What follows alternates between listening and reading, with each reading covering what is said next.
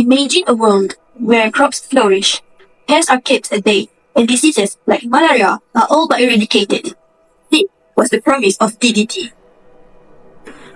In the early 20th century, scientists discovered dichlorodiphenyl trichloroethene, better known as DDT. This chemical compound would revolutionize pest control and public health. During World War II, DDT was hailed as a miracle solution. It saved countless lives by effectively controlling malaria and typhus outbreaks among troops and civilians. After the war, DDT became widely used in agriculture, contributing to the Green Revolution. It was seen as a symbol of progress and modernity. From farms to households, DDT was used everywhere. It was considered safe, effective, and indispensable. However, the story of DDT took a dramatic turn. In the 1960s, concerns about its environmental and health impacts began to surface. Rachel Carlson's groundbreaking book, Silent Spring, revealed the dark side of this one chemical. The revelation sparked a movement that led to stricter regulations and eventually the banning of DDT in many countries. Today, DDT remains a powerful symbol of the complex interplay between human innovation and environmental stewardship. DDT. Our story begins in the late 19th century. In 1974, DDT was first synthesized by Austrian chemist Othmar Zeider, but it wasn't until the 1930s that its true potential was discovered. In 1939, Swiss chemist Paul Hermann Müller found that DDT was highly effective against insects. His discovery earned him the Nobel Prize in Physiology or Medicine in 1948. During World War II, DDT played a crucial role in controlling diseases like malaria and typhus, protecting both soldiers and civilians. After the war, DDT became a popular tool in agriculture. It was used to protect crops from pests. But what makes DDT so effective? DDT affects the nervous system of insects, causing paralysis and death. Its chemical stability means it remains effective for a long time after application. Scientists conducted extensive research confirming DDT's effectiveness against a wide range of pests. The slow cost and long-lasting effects made it preferred choice worldwide. However, by the 1960s, evidence of environmental harm began to emerge. DDT was found to accumulate in the food chain, causing severe impacts on wildlife, particularly birds. While DDT was a groundbreaking discovery with significant benefits, its environmental and health impacts couldn't be ignored. The case study relates the exposure of DDT, particularly before puberty, to the risk of developing breast cancer later in life. Women who were exposed to high levels of DDT before the age of 14 were 5 times more likely to develop breast cancer compared to those exposed at older ages. DDT exposure interferes with hormone systems. Previous studies have shown that the timing of exposure is critical. Women exposed to high levels of DDT at a young age have a higher risk of developing breast cancer. Exposure during early developmental periods, such as in utero, infancy, and puberty, is associated with a higher risk of developing breast cancer earlier. If a person is exposed to DDT after infancy but before puberty, the risk typically leads to developing cancer later in life. The risk of breast cancer is highest for women first exposed before the age of 3. A case study from the US has found that exposure during periods of rapid breast development, such as before puberty, significantly increases the risk of breast cancer.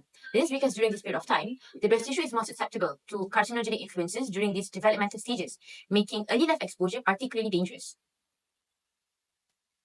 It provides evidence that links early life exposure to DDT with an increased risk of breast cancer, emphasizing the importance of the timing of exposure.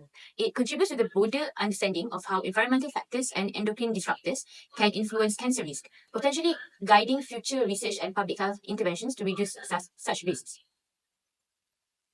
No direct research has been conducted in Malaysia on the correlation between DDT exposure and breast cancer risk.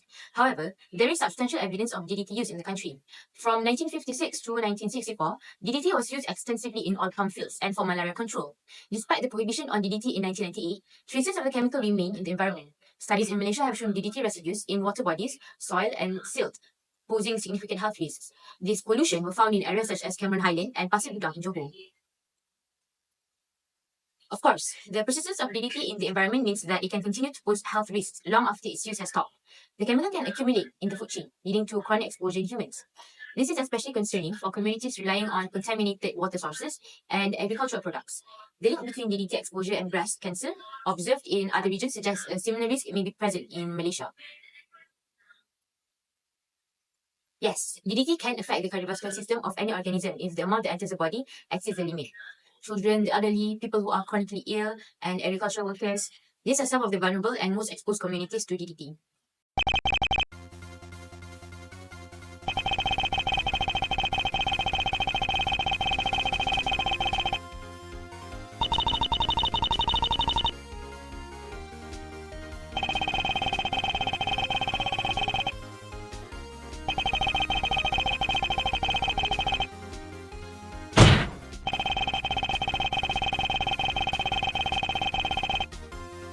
Growing up, I remember the DDT trucks spraying our neighborhood. We thought it was normal. Now, as a breast cancer survivor, I can't help but wonder if those chemicals play a role.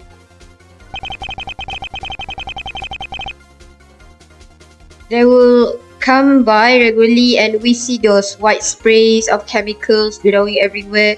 It was almost like a fog. And the adults will tell us to stay inside, but sometimes we just can't resist the curiosity and excitement to see all those white smokes. And we had no idea what those chemicals were. We just felt like it was a part of life. You know, those chemicals are keeping us safe from the past. But then we trust that our government know the best. They assure us that everything was safe, and we believe them without question.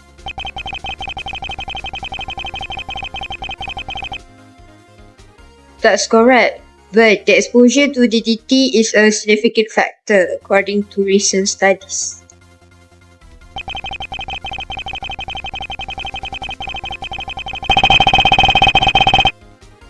I'm Dr. Evans, a toxicologist from California specializing in the effects of environmental pollutants on human health.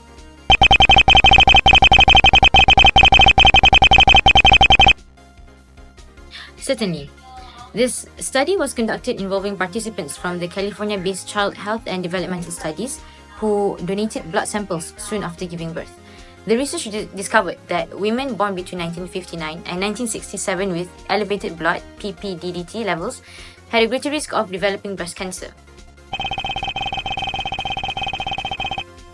DDT is a persistent organic pollutant that can disrupt hormonal balance, leading to increased risk of cancers such as breast cancer. It remains in the environment and the human body for years, causing long-term health impacts.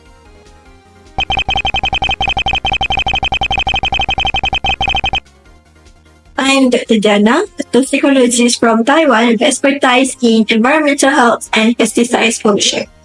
Well, in Taiwan, DDT was used extensively in agriculture and for malaria control until it was banned. Studies have shown that DDT residues persist in the environment and can bioaccumulate in the food chain, posing a long-term health risk, including an increased incidence of breast cancer. Hold it!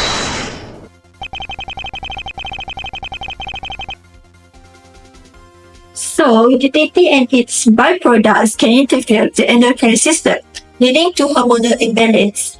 This disruption can result in increased cell proliferation in breast tissue, which heightens the developing cancer cells over time. Hold it!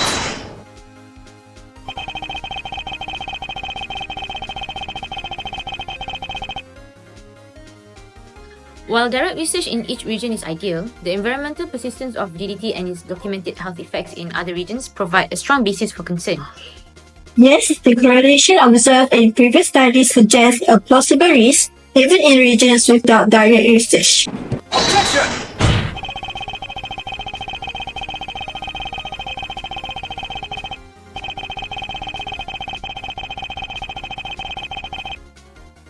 Objection!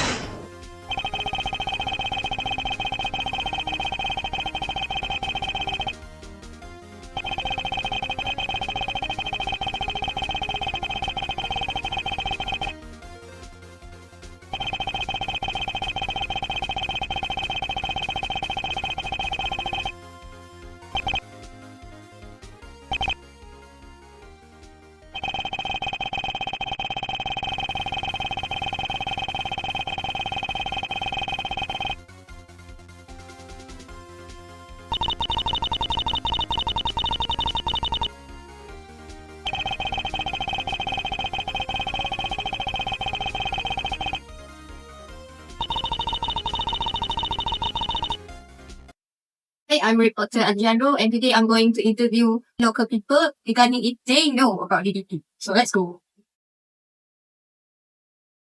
DDT? Is it a new term? I never heard about it. DDT? Oh, I know about this. DDT is toxic, right? Since I'm involved in farm industry, I know that this is very bad for health.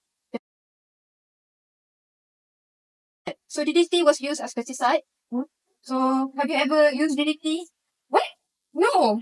My harvest product are all organic only. No pesticide. No DDT. No. I just know it's bad for health only.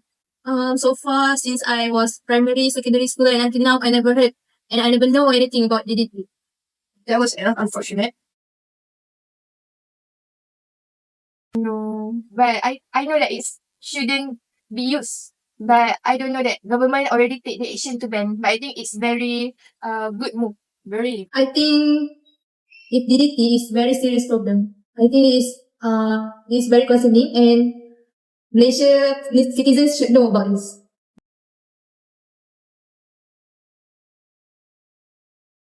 So we follow the acronym HEAL. H. Health monitoring. Implement health monitoring and support program for communities primarily exposed to DDT, focusing on early detection like breast cancer and prevention of related health issues. E. Education funding. Provide funding for scientific research on the health impact of DDT and other pollutants and also develop safer alternatives. Provide education also regarding DDT to students and also communities. A. Advocacy for regulation. Enforce strict regulation on the use of pesticide use only when it is really necessary. For example, the malaria outbreak. Prevention is better than cure. And L. Local support. Government work with communities and researchers to handle this occurring problem. In conclusion, this story is a testament to the dual nature of scientific advancements, offering remarkable benefits, but also posing significant risks. The discovery of DDT marked a pivotal moment in science, showcasing the potential of chemistry to address global challenges. However, the environmental and health impacts that emerge underscore the importance of thorough research and careful consideration of long-term consequences. DDT's legacy played a crucial role in shaping modern environmental policies and regulations, paving the way for a more cautious approach to chemical usage. Today, the lessons from DDT continue to guide sustainable practice in agriculture and pest control, emphasizing the importance of ecological balance. As we move forward, the story of DDT reminds us of our ethical responsibility to balance innovation with caution, ensuring that progress does not come at the expense of the environment. By learning from the past, we can create a future where scientific advancements go hand in hand with environmental stewardship, fostering a sustainable world for generations to come.